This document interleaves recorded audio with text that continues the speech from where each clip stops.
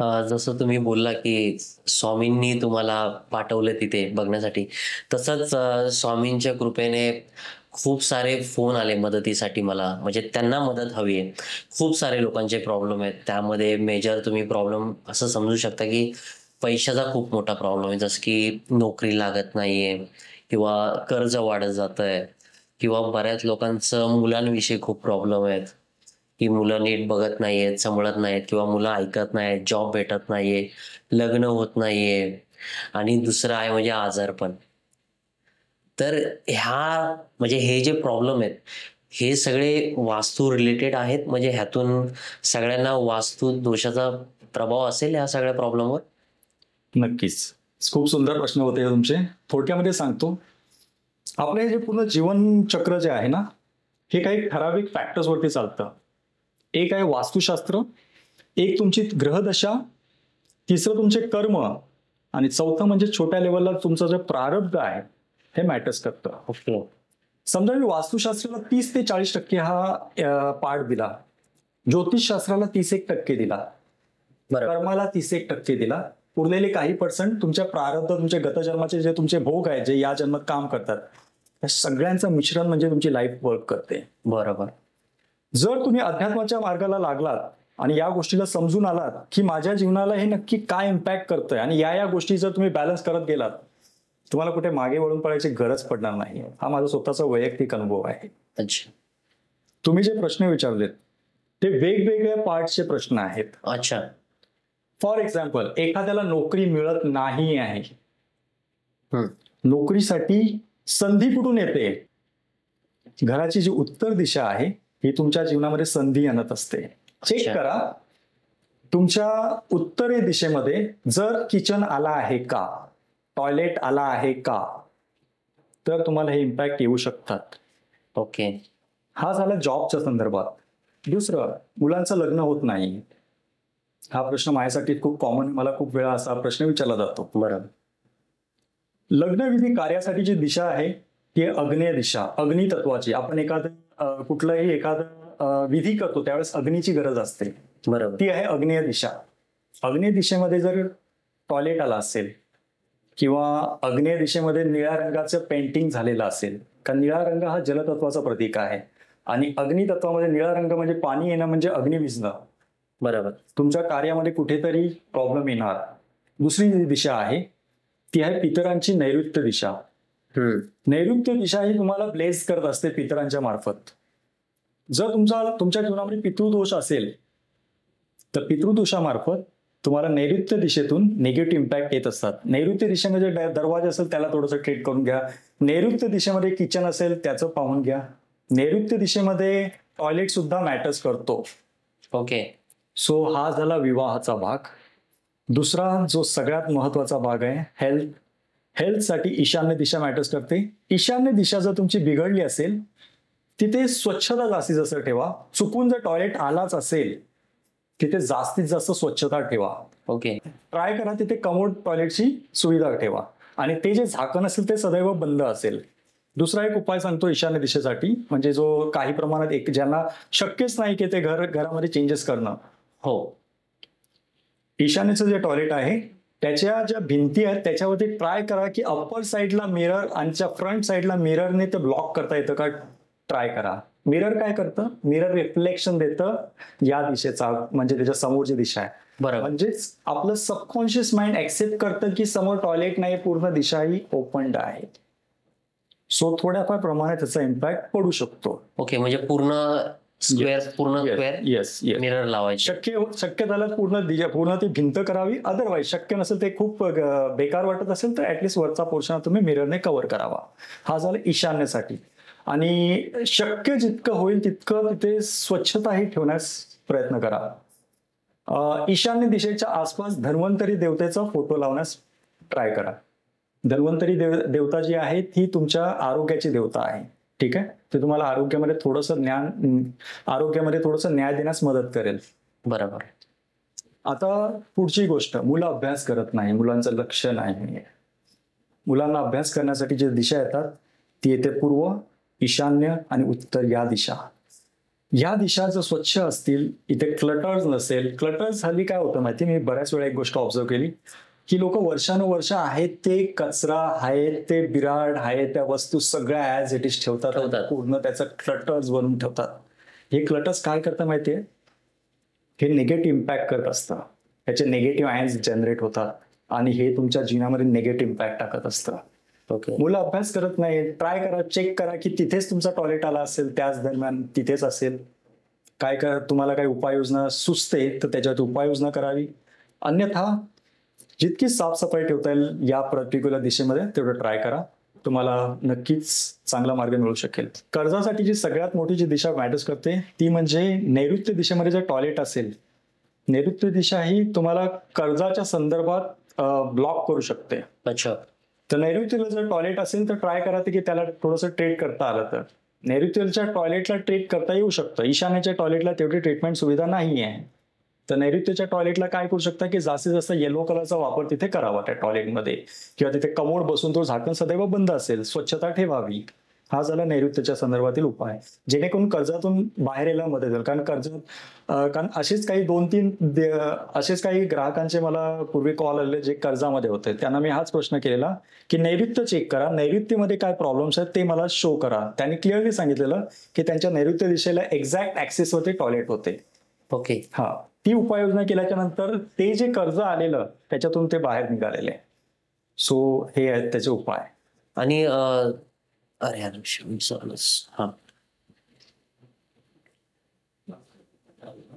हा सर, जसं तुम्ही सांगितलं की म्हणजे आपला घराचा मेन डोअर आणि वॉशरूम हे खूप मॅटर करतं पूर्ण जीवनशैलीमध्ये.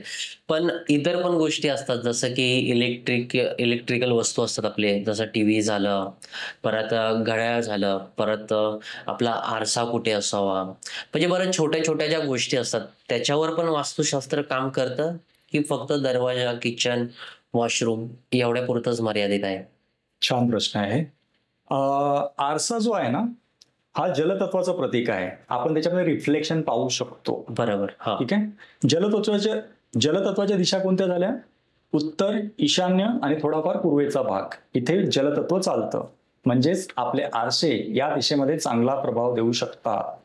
बऱ्याच वेळा लोक प्रश्न विचारतात की मग आरसे नैऋत्यमध्ये लावले आमच्या बेडरूममध्ये, मग आमच्या बेडरूममध्ये जर आरसा लावला त्याचा काही निगेटिव्ह इम्पॅक्ट येऊ शकेल का? कारण गृहिणींना ते गरजेचं आहे. एखाद्या किचनमध्ये एखादा आरसा असतो, मग त्यावेळेस काय करायचं? शक्य तितकं ट्राय करा की त्याला बंद ठेवता येईल. ज्यावेळेस गरज असेल त्यावेळेस त्या आरशाचा वापर तुम्ही करू शकता. ठीक आहे. दुसरा हा एक कॉमनली विचारला जातो की घड्याळ कोणत्या दिशेला असावं.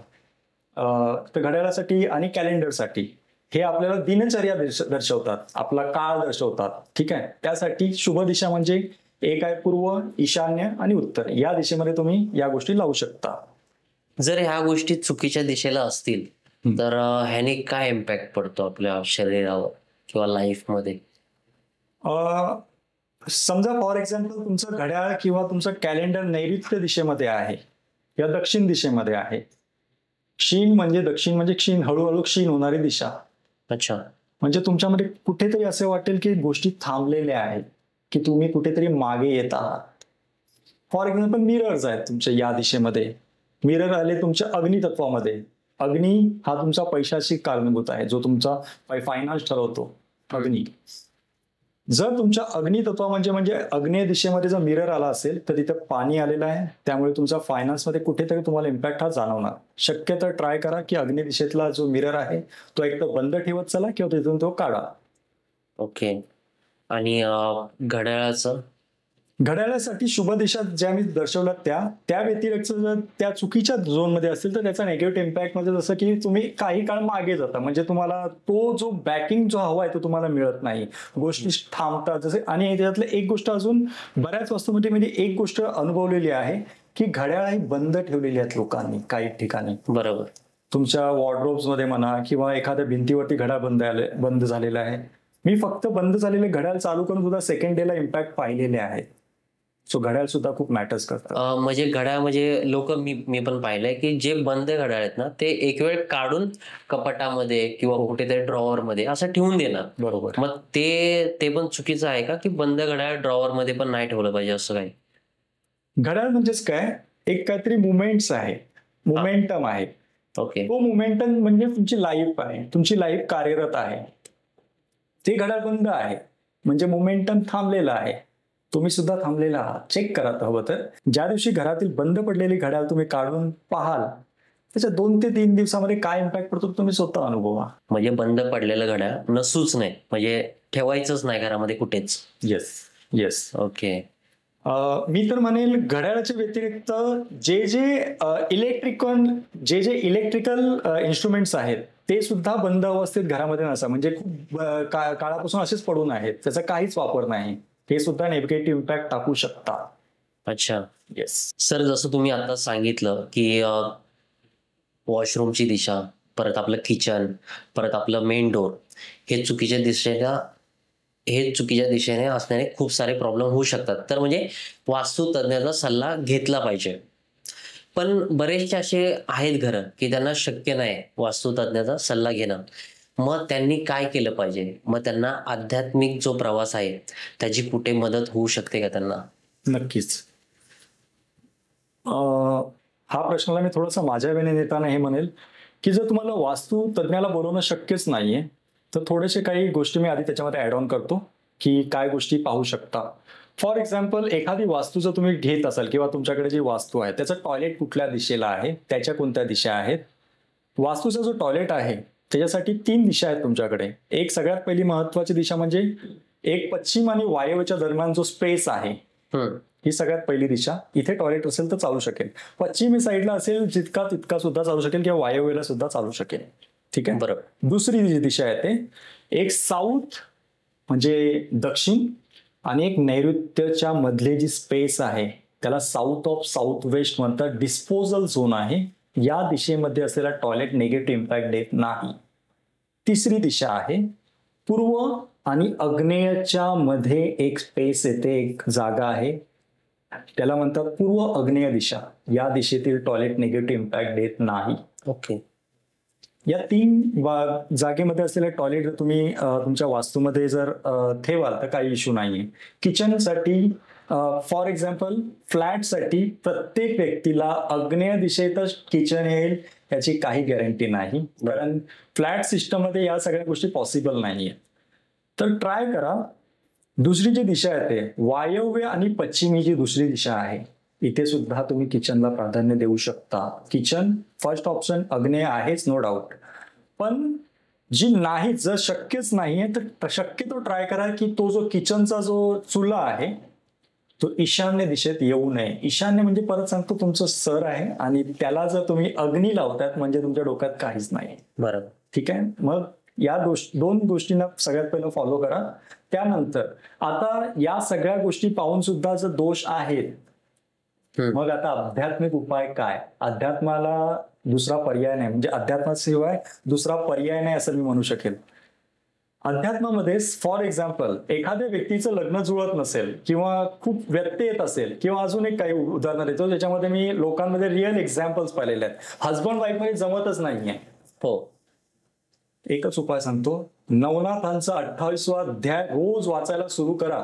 संकल्पानिशी संकल्प करा, जल हातामध्ये संकल्प करा की मी आजपासून या वेळेस 28वा अध्याय नवनाथांचा सुरू करत आहे. वाचायला सुरुवात करा, तुम्हाला 1 महिन्यामध्ये फरक जाणवेल. हे झालं तुम्हाला वैवाहिक गोष्टीच्या संदर्भात मार्गदर्शन करणारं शास्त्र, म्हणजे जो उपाय आहे आध्यात्मिक. दुसरी गोष्ट, एखाद्या व्यक्तीमध्ये कॅन्सर म्हणा किंवा एखादी खूप नेगेटिव्ह इम्पॅक्ट टाईप असा एखादा आजार आहे, खूप जो जात नाहीये, खूप उपाय केले काय उपाय होत नाही. एकच उपाय आहे, जेव्हाही तुम्हाला बसता येईल अध्यात्म म्हणजे त्या साधनेला, तेव्हा बसताना राम रक्षा स्तोत्रमचं पठण करा. किती वेळा करावं? तुमची जी आजाराची जी तीव्रता आहे त्याप्रमाणे तो मल्टिपल टाईप मध्ये जेवढा कराल तुम्हाला फरक बाय डिफॉल्ट दिसेल. ओके. मी तुम्हाला माझं उदाहरण सांगतो.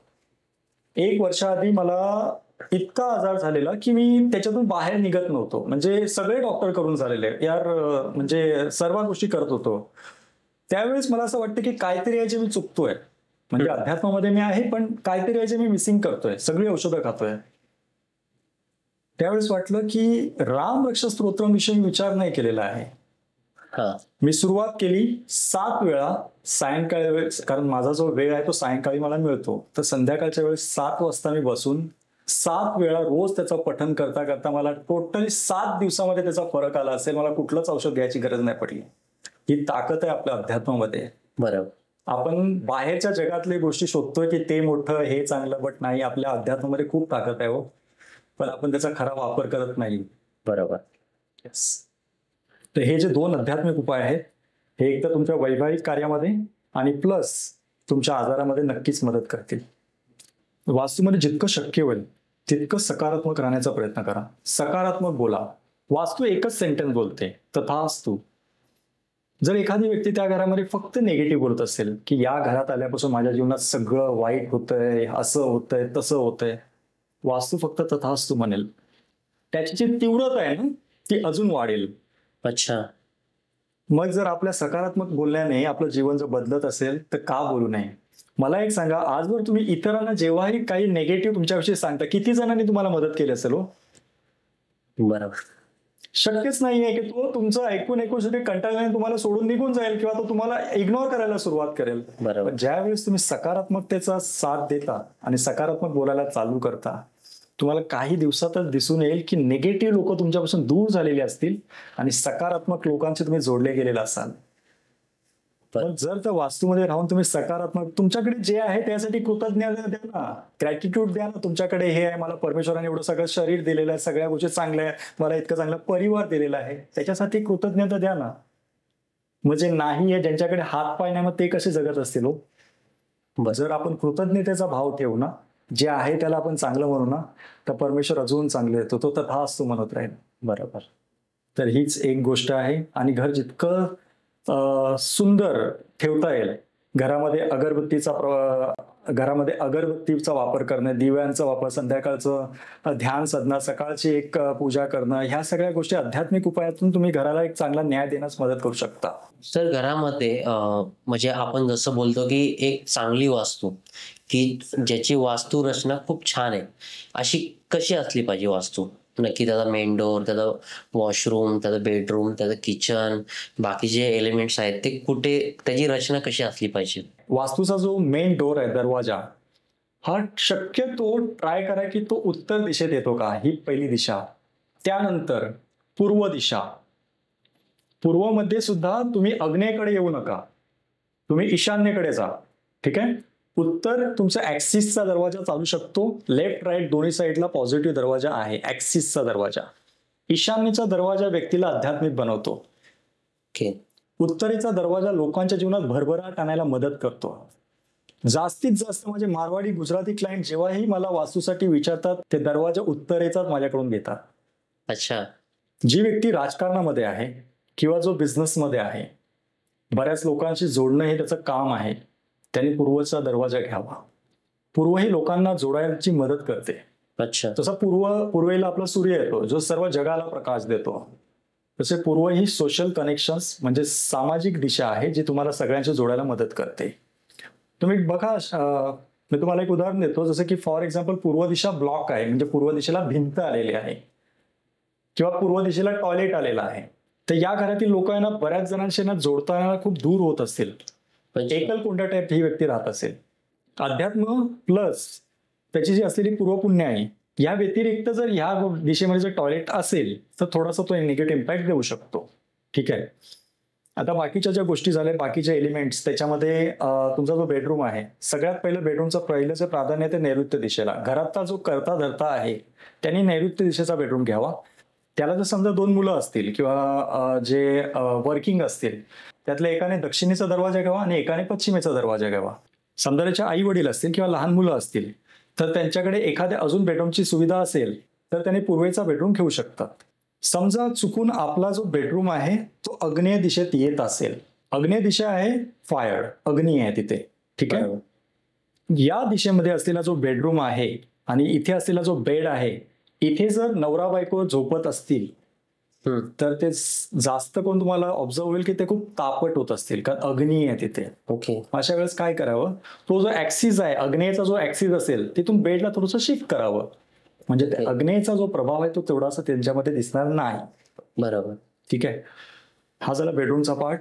आपल्या वास्तूमध्ये जितका मोकळा प्रकाश जो येत असेल त्यासाठी खिडक्या असणे सर्वात महत्वाचं आहे. आता या खिडक्या कुठे असाव्यात? सगळ्यात पहिली दिशा म्हणजे पूर्व, ईशान्य, उत्तर या दिशेत जर जेवढी ओपनिंग असेल तेवढा येणारा जो नॅचरल सूर्यप्रकाश तुमच्या घरात खरं तर प्रॉस्परिटी आणतो. बरोबर. समजा आग्नेय दिशेमध्ये किंवा नैऋत्य दिशेमध्ये किंवा दक्षिण दिशेमध्ये विंडो आहे तर तिथे जाड जे कर्टन्स असतात रेड कलरचे किंवा येलो कलरचे कर्टन्स तिथे लावत चला. ठीक आहे, म्हणजे दिशा पूर्ण बंद करायची गरज नाही, पण व्हेंटिलेशनसाठी तुम्ही त्याचा वापर करू शकता. पण तिथे जाड जे कर्टन्स आहेत त्यांचा वापर केला जाऊ शकतो. आता एक दुसरी बाब त्याच्यामध्ये की लहान मुलांनी कुठे बसून अभ्यास करावा, हा प्रश्न मला बऱ्याच वेळा विचारला जातो. जास्तीत जास्त तुमचं मुलांचा जो स्टडी टेबल असेल तो पूर्व, उत्तर, ईशान्य या दिशेत आहे का ट्राय करा. ऍडव्हान्स वास्तूप्रमाणे नैऋत्य आणि पश्चिम यामध्ये एक दिशा येते. ही एज्युकेशन आणि सेव्हिंगसाठी खूप चांगली दिशा मानली जाते. नैऋत्य आणि पश्चिम मध्ये ही जी दिशा आहे या दिशेमध्ये बसून जर मुलगा अभ्यास करत असेल तर त्याचा अभ्यास खूप चांगला होईल. अच्छा. जी मुलं बोर्डाचा अभ्यास करत असतील म्हणजे चांगल्या लेवलच्या पदवीची तयारी करत असतील तर यांनी या दिशेमध्ये बसून अभ्यास करावा. आणि यामध्ये सर्वात महत्वाचं या दिशा सुद्धा अवेलेबल नाही आहेत, समजा एखाद्या वास्तूमध्ये पॉसिबल नाही आहेत तर शक्य तितकं ट्राय करा की तुमचं जे अभ्यास करतानाचं लक्ष असेल पूर्वेला असेल किंवा उत्तरेला असेल किंवा ईशान्येला असेल. बस इतकं लक्षात ठेवावं. सर, आतापर्यंत तुम्ही जी माहिती सांगितली, वास्तुशास्त्राबद्दल जी काय माहिती सांगितली, तर असं कधी झालंय का तुमच्या बाबतीत की म्हणजे तुम्ही कुठे गेलात, कोणत्या व्हिजिटला गेलात, पण तुमच्या आधी कोणीतरी तिथे मिसगाईड केलंय आणि त्यांना त्यामुळे खूप मोठे प्रॉब्लेम फेस करावे लागलेत, असं कधी झालंय का? म्हणजे मिसगाईड होतात का ह्या वास्तुशास्त्रामध्ये कोणाकडून? बरोबर. असं माझ्या बाबतीत बऱ्याच वेळा झालेलं आहे, पण त्यातलं एक उदाहरण सांगतो तुम्हाला. माझी एक पनवेलची एक वास्तू होती. ज्या वास्तूमध्ये मी गेलो त्यावेळेस त्यांनी मला सांगितलं की आमच्या घरामध्ये ना हा जो दरवाजा आहे ना हा आमच्यासाठी खूप त्रासदायक आहे. तर कंपासमध्ये मला तो नॅचरली दक्षिणकडचा दरवाजा वाटला, पण तोवर मी ग्रीड बनवलेली नव्हती. मला जिथपर्यंत मी ग्रीड बनवत नाही, वास्तूच्या फ्लोर प्लॅन बनवत नाही, तिथपर्यंत मला एक्झॅक्ट त्याचा ऍक्सिस कळत नाही की तो पॉझिटिव्ह पदमंडळात आहे की निगेटिव्ह पदमंडळात आहे. तर आधी मी हेच धरून चाललो की अच्छा असेल कदाचित नैऋत्य किंवा दक्षिणेच्या मध्ये दरवाजा असू शकतो. सो त्यांनी असं सुचवलं की आमच्याकडे जे पूजेसाठी ब्राह्मण आलेले त्यांनी आम्हाला सांगितलं की दक्षिणेचा दरवाजा की घर तुम्ही सोडून जा. कसं होतं ना की ज्या वेळेस आपल्याला एखादी निगेटिव्ह गोष्ट कोणी डोक्यात टाकली की त्याविषयी आपण खूप निगेटिव्ह विचार करायला सुरुवात करतो. आणि त्यामुळे वास्तूमध्ये निगेटिव्ह इम्पॅक्ट खूप जास्त प्रमाणात पडतात. विचारच खूप निगेटिव्हिटी क्रिएट करतात. ठीक आहे, वास्तूचे इम्पॅक्ट समजा 10% असतील पण तुमच्यावरती तो 100% काम करतो. कारण तुम्ही विचार खूप निगेटिव्ह करायला सुरुवात झालेला, तुमच्या घरामध्ये चिडचिड व्हायला निर्माण होते, हजबंड वाईफ मध्ये क्लेश निर्माण होतात. कुठून झाले? हे निगेटिव्ह इम्पॅक्ट क्रिएट झाले, निगेटिव्ह व्हायब्रेशन्स जनरेट झाले, त्यामुळे निगेटिव्हिटी आली. तर ज्यावेळेस मी तो आराखडा काढला त्या आराखड्यामध्ये मला कळालं की ह्यांचा जो दरवाजा आहे तो निगेटिव्ह पदमंडळामध्ये येत नाही. हा तो दरवाजा आहे जो यांना प्रॉस्परिटी देत आहे. मी त्यांना पटकन एक प्रश्न विचारला, जेव्हापासून या वास्तूमध्ये आलेला आहात त्यावेळेपासून तुमच्या जीवनातला फायनान्स कमी झालेला आहे का किंवा कर्ज हा वाढलेला आहे का? तर त्यांनी नाही सांगितलं. त्यांनी सांगितलं आमच्या कामामध्ये बऱ्यापैकी हे चालू, इम्पॅक्ट चांगले आहेत. त्यांना सांगितलं एक गोष्ट सांगू तुम्हाला ना, मिसगाईड केलं गेलेलं आहे. ज्यांनी तुम्हाला सांगितलं त्यांनी कुठल्या बेसवर सांगितलं ते मला नाही, जस्ट असा कंपास असा हातात घेतला आणि सांगितलं तुला इथेच चूक झाली, तुमचा दरवाजा निगेटिव्ह नाहीये, ही सगळ्यात पहिली चूक आहे, ती डोक्यातून काढून टाका. ज्या मुमेंटला मी त्यांना सकारात्मक उत्तर दिलं त्यांच्या चेहऱ्यावरती जो स्माईल होता ना तो पाहण्यासारखा होता. दोघं हजबंड वाईफ माझ्याकडे बघून हसायला लागले, सर आम्हाला खरंच मिसगाईड केलं गेलेलं आहे. मी त्यांना छोट्याशा ट्रीटमेंट तर दिल्याच, पण तो जो विचारामध्ये केलेला चेंज तेव्हापासून ते आजतागत त्यांनी माझ्याकडे सकारात्मकतेनेच पाहिलेलं आहे आणि त्यांच्या जीवनात ज्या सकारात्मक गोष्टी मी पाहत आहे ते मलाच माहिती आहे. आणि ते जेव्हाही कोणासाठी वास्तू सजेस्ट करणार असेल त्यावेळेस ते माझं नाव सुचवतात. ही आहे खरी दिशा ओळखण्याची पद्धत. तुम्ही फक्त कंपासच्या थ्रू सगळ्या गोष्टी रेक्टिफाय नाही करू शकत. डिटेलिंग जर तुम्हाला जायचं असेल, सगळ्या गोष्टीचं विश्लेषण करायचं असेल तर त्यावेळेस मॅप काढावाच लागतो. ओके. येस. तर सर खरंच तुमच्याकडून खूप अचूक माहिती जाणून घेतली आज, छान वाटलं.